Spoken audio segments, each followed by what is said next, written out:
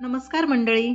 आजच्या या पवित्र दिवशी म्हणजेच गुरुवारच्या दिवशी आणि त्यापेक्षाही खास दत्त जयंतीच्या सोहळ्याप्रसंगी तुम्हा सर्वांचं मनपूर्वक स्वागत आहे. यावर्षी दत्त जयंती ही गुरुवारी येणार आहे आणि खास असा हा योग आहे. त्यामुळे आज आपण ऐकणार आहोत गुरुवारी केलेला एक साधा उपाय. दत्त जयंतीच्या दिवशी गुरुवारी आपल्याला हा उपाय करायचा आहे आणि या उपायामुळे जीवनात आलेले बदल, दत्तात्रेयांची कृपा आणि गुरूंची अनंत शक्ती आज आपण पाहणार आहोत. हा उपाय तुमच्या घरात, व्यवसायात, नातेसंबंधात आणि मनाच्या शांततेत अद्भुत फरक असा घडवू शकतो. तर दत्त जयंती म्हणजे फक्त सण नाही, ही देवगुरूची ऊर्जेची सर्वाधिक सक्रिय ऊर्जा असणारी रात्र आहे. अकलूजची पवित्र भूमी असो किंवा नरसोबाची वाडी असो, औदुंबर, गणगापूर, गिरनार असो, सगळीकडे भक्तांचा ओघ, टाळ मृदुंगाचा गजर आणि तेजस्वी आरत्या असतात. दत्त जयंतीच्या दिवशी दत्तगुरूंच्या 3 शक्तींचा संयोग वाढतो.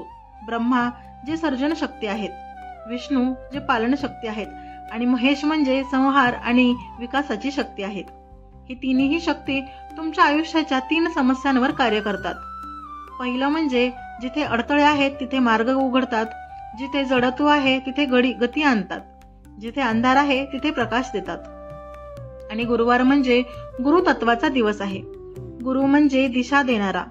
दिशा बदलली की नशीब बदलतं आणि नशीब बदललं की आयुष्य बदलतं. शास्त्र सांगतं, ज्या कोणी व्यक्तीने गुरुवारी ज्ञान, जप, दान, सेवा, समाधान वापरलं आहे त्यांचं आयुष्य अचानक उंचावलेलं आहे. आज आपण खोलात जाणार आहोत दत्त जयंती स्पेशल उपाय कसा करायचा. हा उपाय 3 पायऱ्यांमध्ये पूर्ण होतो. सगळ्यात पहिला म्हणजे सकाळी 6 ते 8 या वेळेस तुळशी समोर किंवा देवघरामध्ये एक पिवळा तुपाचा दिवा लावायचा आहे. पिवळ्या रंगाचा दिवा आपल्याला खास लावायचा आहे. दिवा पेटताना एकच भावना ठेवायची आहे, दत्तगुरु माझ्या घरामध्ये प्रकाश येऊ द्या. आणि या क्षणी घरातील गुरु ऊर्जा सक्रिय होते. लक्षात ठेवा, भावना जितकी पवित्र असेल प्रकाश तितका उजळ असणार. दुसरी पायरी आहे दत्त नाम जप. हा जप 11 वेळा करायचा आहे. श्री दत्तात्रेय नमः हा जप गुरुवारी इतका प्रभावी का असतो? कारण या दिवशी गुरुचक्र आणि आज्ञाचक्र वेगाने सक्रिय होतं. प्रत्येक माळ म्हणजे पहिली माळ जर आपण केली तर घरातील नकारात्मक ऊर्जा नष्ट होते. दुसऱ्या माळेला मन शांत होतं. तिसरी माळेला आर्थिक मार्ग खुले होतात. चौथी माळ अडथळे दूर करते. 5वी माळ आरोग्याचा उगम आहे. 6वी माळ नात्यातील गैरसमज वितळतात. 7वी माळ भीती आणि असुरक्षितता नष्ट होते. 8वी माळ ही नशीब बदलायला सुरुवात करते. 9वी माळ कुटुंबावर गुरुचं कवच आणते. 10वी माळ व्यवसायामध्ये गती आणते आणि 11वी माळ ही दत्तकृपेचा संपूर्ण अनुभव आपल्याला मिळतो. म्हणूनच तर 11 माळ म्हणजे संपूर्ण ऊर्जा वर्तुळ आहे.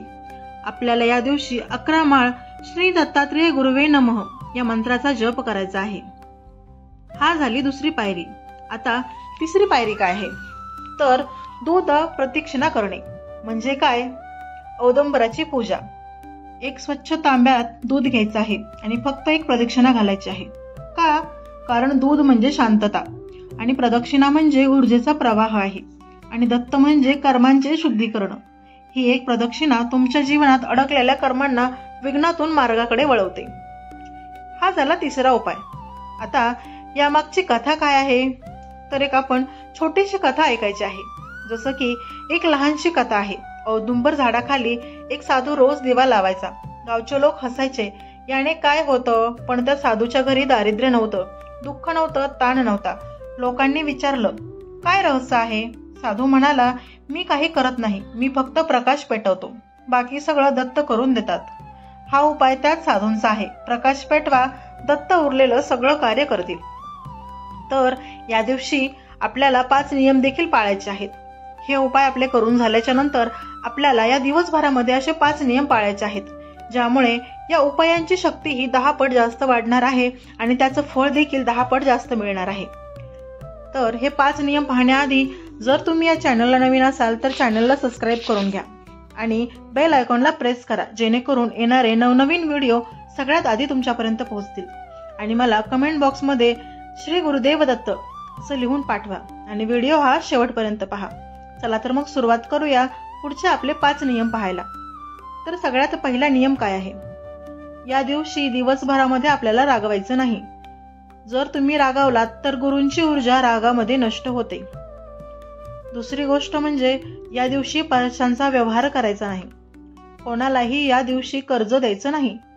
त्यामुळे काय होतं, पैशांची ऊर्जा बाहेर जाते आणि वर्षभर तुम्हाला पैशांच्या बाबतीमध्ये ताणतणाव जाणून येतील. त्यामुळे तुम्ही कोणालाही या दिवशी कर्ज देऊ नका. हवं तर दुसऱ्या दिवशी द्या किंवा एक दिवस आधी दिलं तरीही चालेल, परंतु गुरुदत्त जयंतीच्या दिवशी तुम्हाला कर्ज द्यायचं नाही. या दिवशी कडू आणि तिखट अन्न या दिवशी टाळायचं आहे. शरीरातील गुरुशक्तीची शक्ती कमी होते.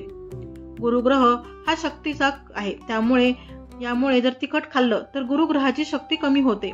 म्हणून या दिवशी कडू आणि तिखट अन्न टाळायचं आहे. चौथा म्हणजे कपडे हे धुवायचे नाहीत. परंपरेनुसार ऊर्जा शुद्धी प्रक्रिया थांबते. तुम्ही कधीही ऐकलं असेल, गुरुवारच्या दिवशी साफसफाई केली जात नाही किंवा कपडे धुतले जात नाही, तर हेच त्याच्या मागचं कारण आहे. आता सगळ्यात मोठं म्हणजे गुरु म्हणजे सत्य. त्यामुळे 5वा नियम हा खोटं बोलण्याचा आहे. या दिवशी चुकूनही तुम्ही खोटं बोलू नका. कोणतेही कारण असो, खोटं या दिवशी बोलू नका. असं जर तुम्ही केलं तर गुरूंचे तुमच्यावरती आशीर्वाद राहतील. जर तुम्ही खोटं बोललात तर गुरुत्व सगळं निघून जाईल. हे झाले 5 नियम. आता दत्त जयंतीच्या रात्री विशेष आपल्याला पूजा करायची आहे. रात्री 9 ते 12च्या या वेळेस दत्त ऊर्जा सर्वाधिक जागृत असते. त्यामुळे आपल्याला दिवा लावायचा आहे, दत्त आरती म्हणायची आहे आणि 1 मिनिट गुरु श्वास ध्यान करायचं आहे. जसं की हळूहळू श्वास घ्यायचा आहे, शांत व्हायचं आहे, मौन धरायचं आहे आणि हळू श्वास सोडायचा आहे. असं आपल्याला 1 मिनिट तरी कमीत कमी करायचं आहे. यावेळी देव म्हणतो, तू शांत झाला, आता मी तुझ्यासाठी काम करतो.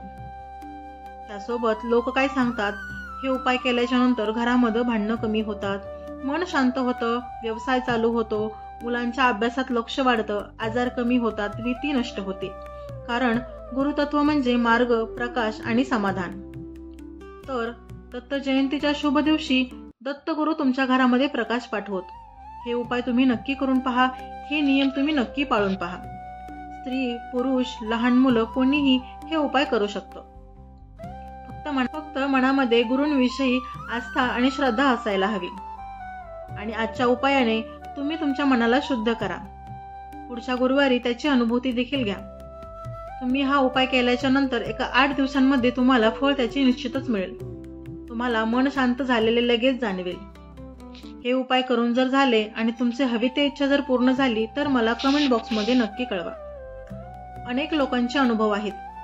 हे उपाय करून त्यांचे मन शांत झालेले आहे. त्यांचे कोणत्याही कामामध्ये अडचणी आलेल्या नाहीत, कारण त्यांनी स्वतः हा अनुभव घेतला आहे गुरूंच्या आशीर्वादांचा. तुम्ही हा उपाय करून पहा आणि गुरूंचे आशीर्वाद तुमच्यावरती भरभरून होऊ दे. तुम्हा सर्वांना गुरुदत्त जयंतीच्या खूप खूप शुभेच्छा. माहिती जर आवडली असेल तर मला लाईक करायला विसरू नका. धन्यवाद मंडळी. भेटूया पुढच्या व्हिडिओमध्ये.